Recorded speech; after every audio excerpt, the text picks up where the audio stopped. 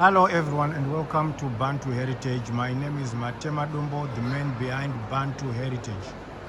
Today we are at the Royal Air Force Museum, Cosford in the United Kingdom, where all Royal Air Force retired planes are well looked after. These machines we are seeing here today are battle-hardened machines which were used from the First World War and some of them in the Second World War. But now they are retired. They are now kept here for the Royal Air Force heritage and for the British heritage at Cosford at the Royal Air Force Museum. Welcome to this other episode where we continue profiling and seeing these aircrafts. It's very interesting here. There's a machine I'm seeing here which is called an accumulator trolley. This thing was used to recharge plane batteries. As you can see there, they would connect these, because they say then plane batteries were so small, only 12 volts. So maybe during the harsh cold weather seasons, the batteries couldn't start the aircraft engines. So they used these accumulator trolleys, which had high voltage, to start this type of aircraft. The batteries were quite low, small, as they say. So they will then use this accumulator trolley, connect it, as you can see there, to the aircraft and then start the engine. But when the engine started, the engine will then also used to recharge that accumulator trolley. So when that accumulator trolley is fully charged, the aircraft will fly away. But when they come in the morning or they want to fly away, these accumulator trolleys will be used to start the aircraft engine. After starting the engines would then recharge the accumulator trolley. Quite interesting. The aircraft we are seeing here is a Hawker Hurricane Mk-11C, 1941 to 1946. What it means, this thing saw the Second World War battle. It was lucky, it was not destroyed. Now it's retired.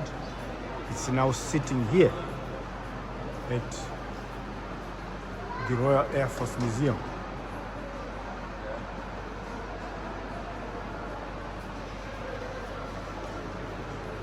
We are now in the Second World War period. You can see now that one has got a 3-blade propeller engine.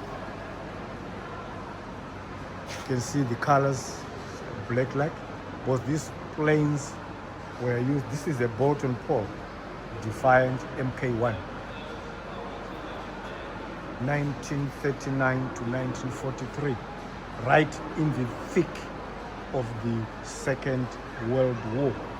But the interesting thing here is they say this machine was no match to the German machines which were being used then.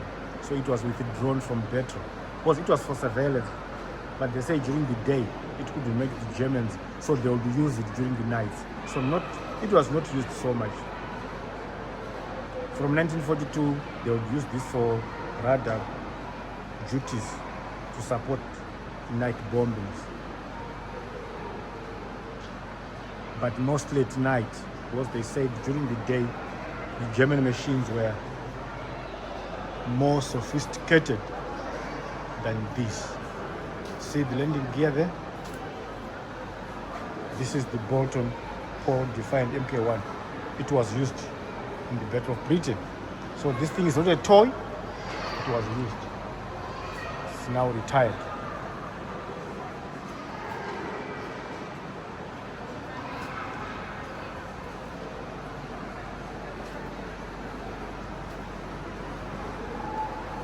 Wow, it seems things are changing now.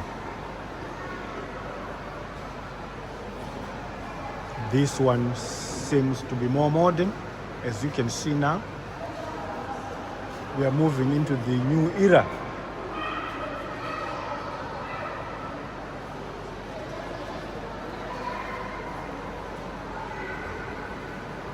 See the nozzle, pointed nozzle, top speed.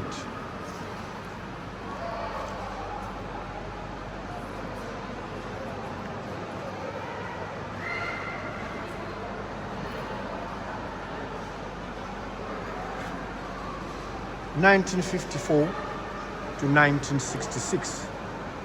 That's when this thing was used by the Royal Air Force.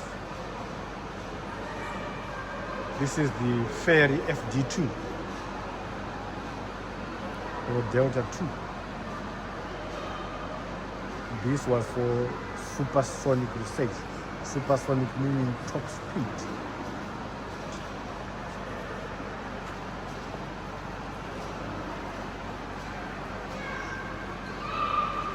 Its maiden flight was 15 February 1956. It was an experiment for top speed. See the landing gear there.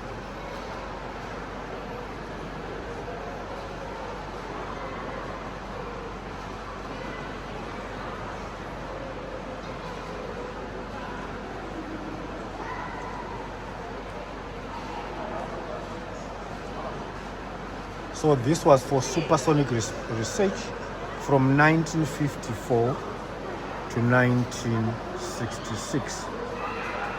Maximum speed of this thing, as you can see the nozzle, just to pierce the air and fly at top-notch speed. So this was used for testing the top speed, and its top speed was 1,850 kilometers per hour.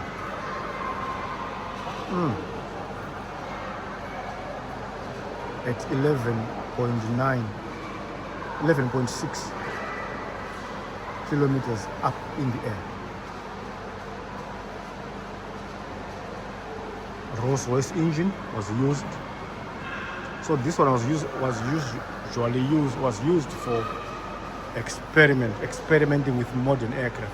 So you can see now, experimenting with top speed. It was a developing phase from these old aircraft which were slow to more faster and more efficient warplanes. So this was now that aircraft which was used between 1954 and 1966.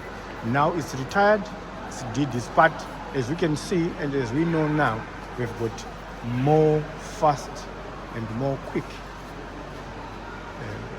fighter planes. So a product of these experiments. Quite interesting. So it's now in here resting. Another one there with a long nose. An open hatch there.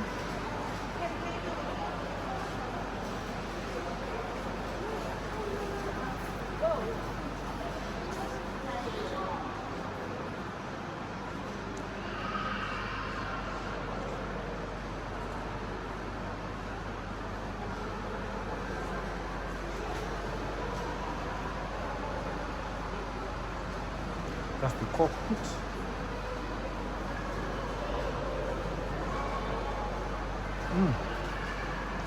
See the landing gear there.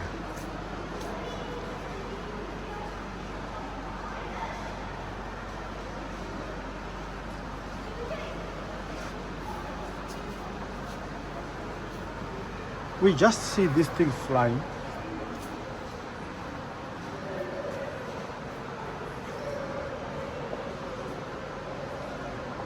But we never come close to them because they are mostly used during times of war So thanks to the Royal Air Force Museum, if you visit, you can see them at close range. The Royal Air Force Heritage.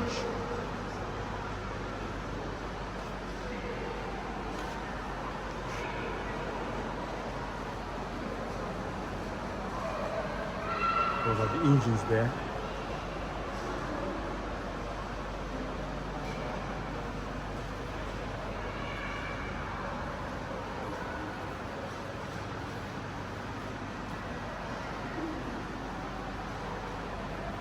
There is this other big thing here, guys.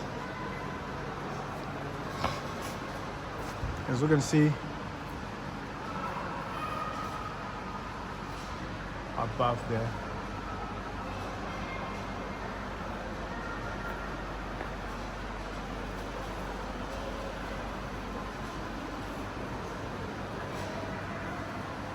Flown by two.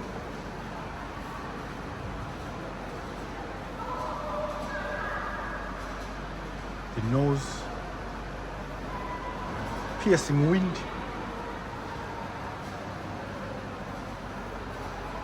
and that's the engine of this big thing.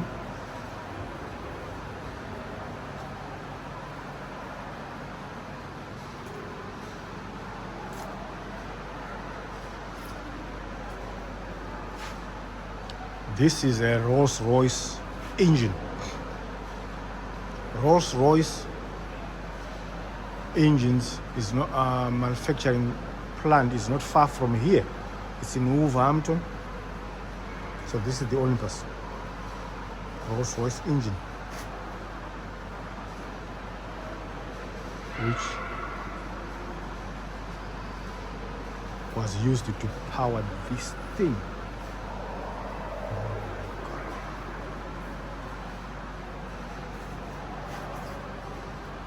That's the landing gear cage. That's the inside of the landing gear.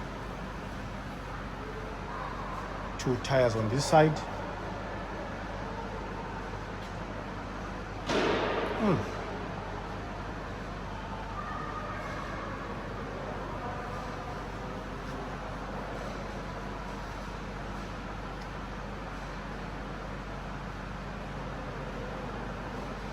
So this was first ordered by the Royal Air Force October 1960.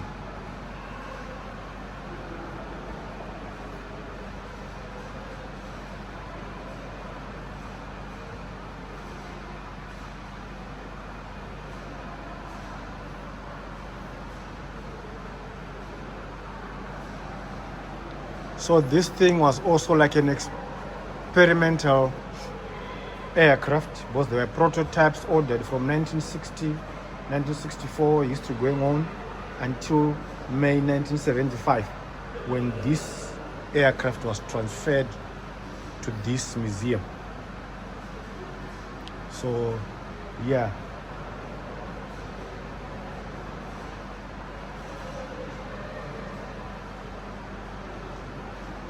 so this was a phase of developing Air Force planes. So this thing was in use, but it was never used in battle, but from 1964 to 1965. So it's now here, having done its work. This is the shell of the engine, the Rolls-Royce engine.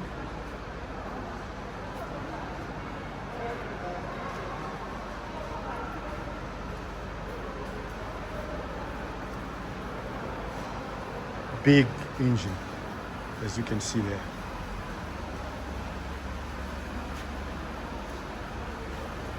This is the belly. Look.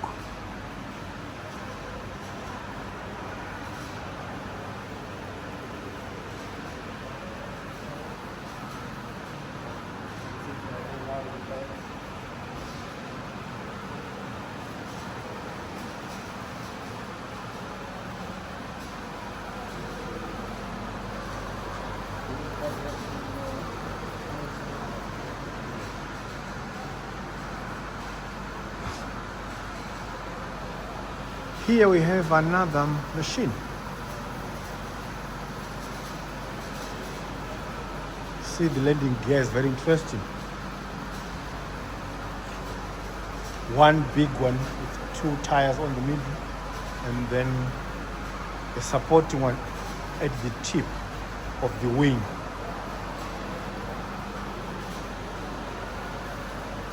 The flaps there for aerodynamics.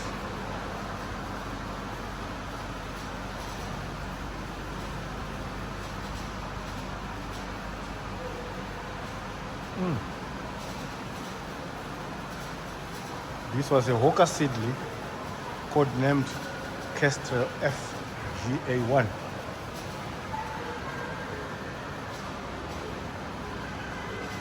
That's the air intake. Danger, be careful. But that's the engine. Behind the cockpit. That's the cockpit where the pilot will sit. So this was flown by one pilot.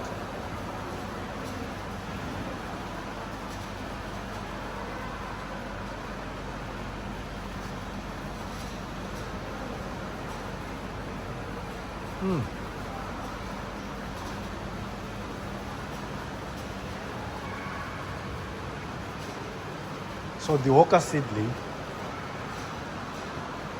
in service from 1964 to 1969. That's when this thing was in service. Fortunately, during that time, there was no World War. Maybe I might have to do some research. I don't know if Britain was involved in any war outside Britain, but this thing was in use from 1964 to 1969. Top-notch speed of 1,040 kilometers per hour. Yes.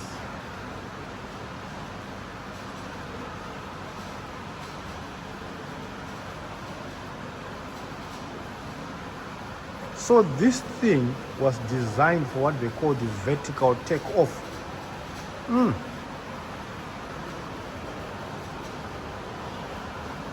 short takeoff and landing. So yeah, this was in use from 1964 to 1969. So this part, as you can see, these aircraft we have here were mainly for enhancing in the manufacture of more modern aircraft, like the other one we are seeing here. So another one we are seeing there.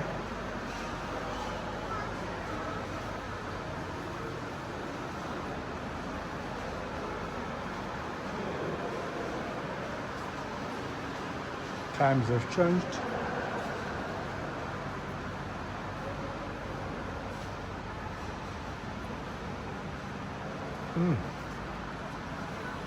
Maybe that's the air intake.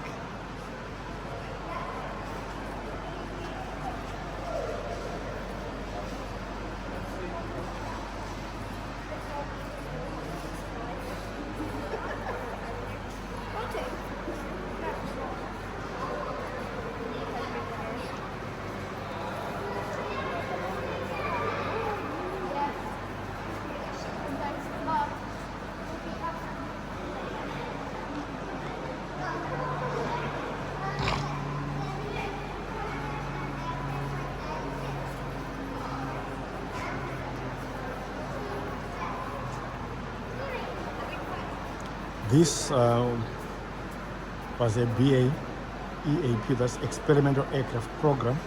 Like what I've said, in this episode, most of the airplanes you have seen, or the jets you have seen, were mostly experimental. They are trying to advance the technology. And I think it worked, because now the technology has moved. This thing we are looking at, May 26, 1983. That's when there was a contract signed with the British government, with the developer.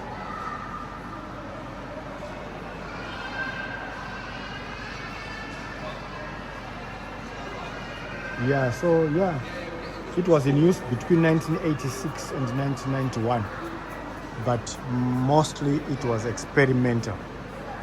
I hope you have enjoyed this episode of experimental jets, and this is the heritage of the Royal Air Force. I hope you have enjoyed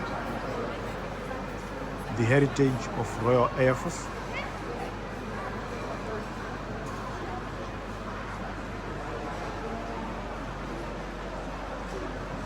Subscribe to the channel,